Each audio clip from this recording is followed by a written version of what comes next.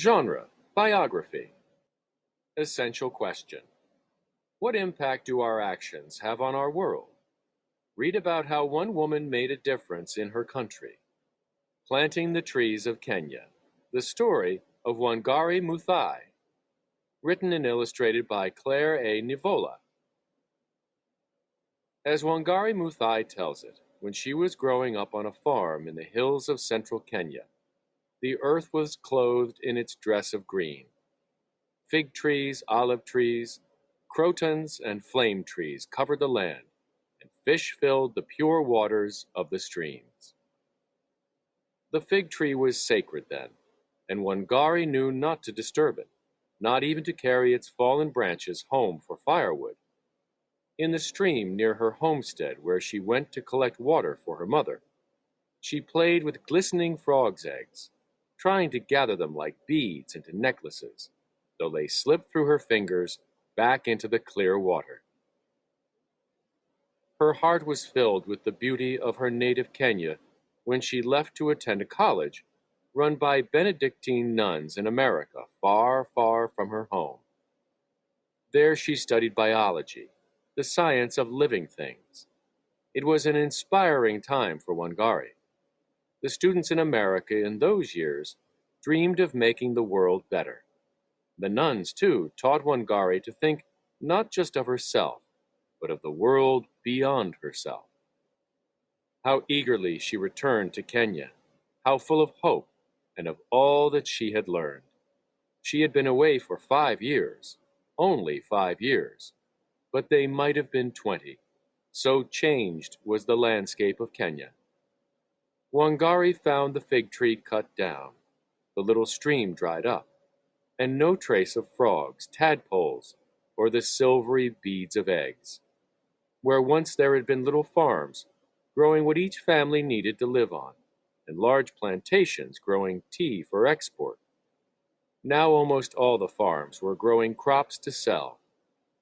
Wangari noticed that the people no longer grew what they ate, but bought food from stores. The store food was expensive, and the little they could afford was not as good for them as what they had grown themselves. So the children, even grown-ups, were weaker and often sickly. She saw that where once there had been richly wooded hills with grazing cows and goats, now the land was almost treeless, the woods gone. So many trees had been cut down to clear the way for more farms, that women and children had to walk farther and farther in search of firewood to heat a pot or warm the house. Sometimes they walked for hours before they found a tree or bush to cut down. There were fewer and fewer trees with each one they cut, and much of the land was as bare as a desert. Without trees, there were no roots to hold the soil in place. Without trees, there was no shade. The rich topsoil dried to dust. The wind blew it away. Rain washed the loose earth into the once clear streams and rivers, dirtying them with silt.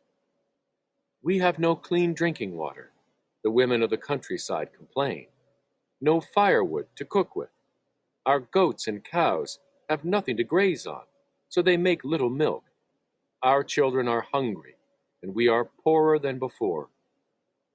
Wangari saw that the people who had once honored fig trees, and now cut them down, had forgotten to care for the land that fed them.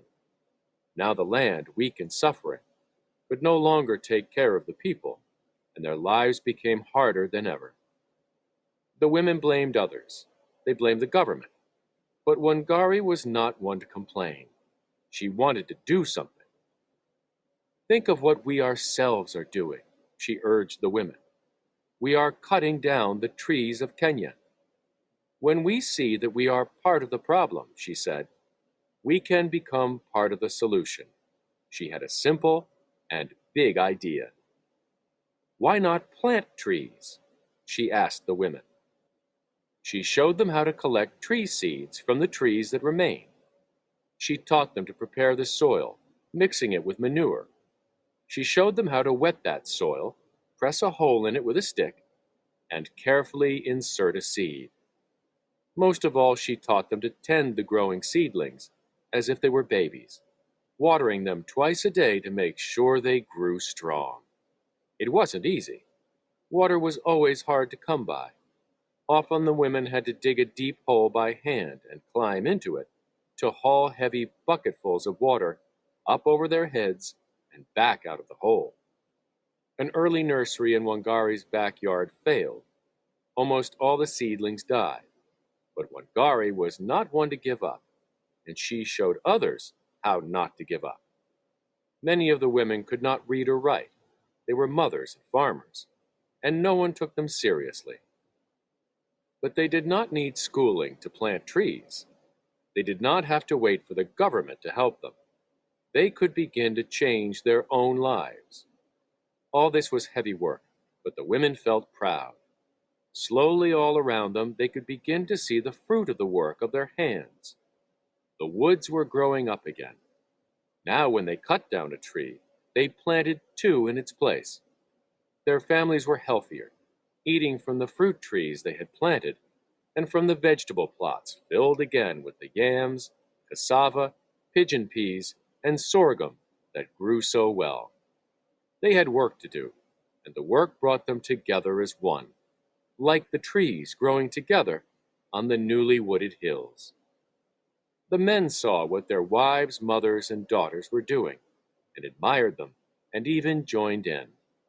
Wangari gave seedlings to the schools and taught the children how to make their own nurseries. She gave seedlings to inmates of prisons and even to soldiers. You hold your gun, she told the soldiers, but what are you protecting?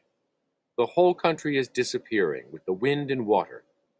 You should hold the gun in your right hand and a tree seedling in your left. That's when you become a good soldier. And so, in the 30 years since Wangari began her movement, tree by tree, person by person, 30 million trees have been planted in Kenya, and the planting has not stopped. When the soil is exposed, Wangari tells us, it is crying out for help. It is naked and needs to be clothed in its dress. That is the nature of the land. It needs color. It needs its cloth of green.